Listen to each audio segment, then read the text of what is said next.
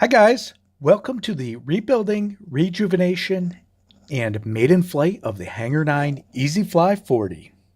I purchased this particular Easy Fly 40 from Tori in Warren, Massachusetts. He had listed it on Craigslist at a fair price. The plane needed quite a bit of work to get it airworthy. The engine was all gummed up, so it had to be removed and set aside for a future rebuild and rejuvenation itself. The fuselage had some moderate damage to the nose and some severe damage to the tail. So I took the tail off and rebuilt the structure of the tail on the fuselage.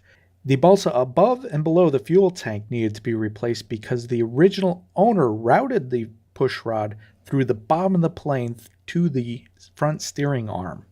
I replaced all the covering with fresh monocoat instead of ultra coat, which required sanding down to 400 grit. And it used quite a bit of sandpaper because the old ultra coat left a sticky residue all over the balsa, which had to be sanded away, and it just clogged up some 60 grit sandpaper, no problem. So I went through quite a few sheets of those.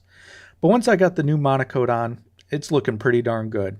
And with the white and blue color scheme, it closely matches the blue of the wing.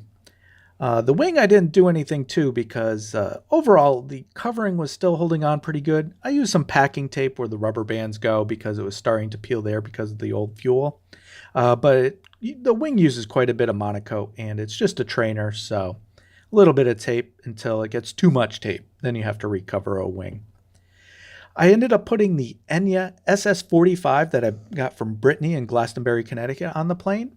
This was rebuilt in a previous video. You can the links will be down below. You can go see those videos. But this Enya SS45 will be a perfect engine for this plane. It may be a little bit overpowered, but it fits right in the range of engines that will get this thing flying really good. So let's go ahead and get her started. I'm using some 10% nitro fuel with added caster, so the caster's probably running 24-25%. I just add a couple ounces to the gallon jug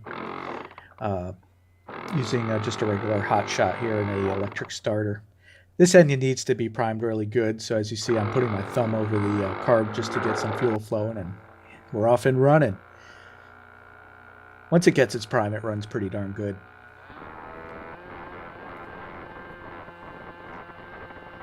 It's a nice day in Pomfret, but it's a little windy, so we're going to take off from the driveway here.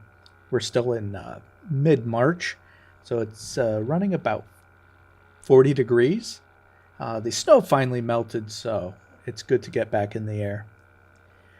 The ground level wind isn't too bad, but as soon as you get 50 feet up in the air, it gets pretty gusty. The tops of the trees are blowing pretty good and get big gusts of wind. You'll see it toss the plane around a little bit.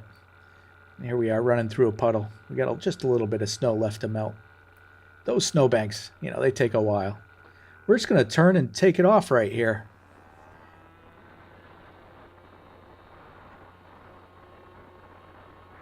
We had a good takeoff. We do our regular left-hand turn at the tree line, come back around to the house. I kept it in front of me for a little bit down in this area just so that I could get some views from this camera here on the tripod. It didn't quite catch much except for the takeoff. I need one of those tracking cameras or a camera assistant to track it with the second camera. But with that Enya SS45, it gets right off the ground. No problems. It tracked pretty good on the ground, so the front tire is pretty trimmed out. I tried to trim the plane out in the sky, but it was pretty windy. So I'll trim it a little bit better on a nice calm day. Make sure it flies nice and straight. Here we are back on board. The throttle response is very good with this motor and it has tons of power.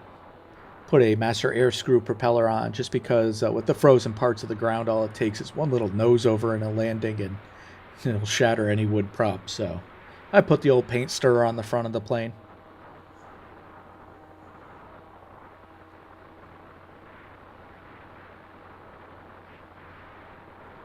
I trimmed quite a bit of the flying out, so we will keep it down to a 5-minute video.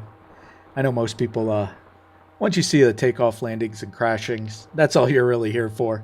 So we'll keep the actual just flying around to a minimum.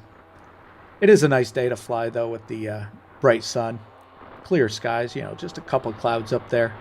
If it was just a little calmer and a little warmer, it would have been one of the best days to fly here in March. Hopefully we'll get a day like that in the next couple weeks or two.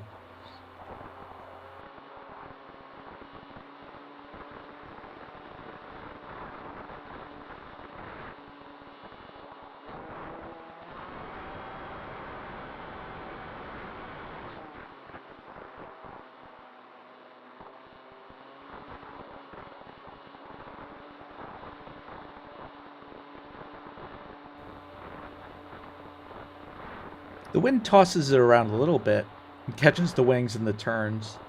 But during a calm day, I'll trim it up and see how well it flies. Make sure the center of gravity is pretty good there. Um, I just tend to make them a little nose heavy on the maiden flights because you can fly a plane with a little nose heavy, but tail heavy, you're in trouble. And there we are. It seemed like a 3-minute flight, but it was about a 14-minute flight. Here's my assistant walking by.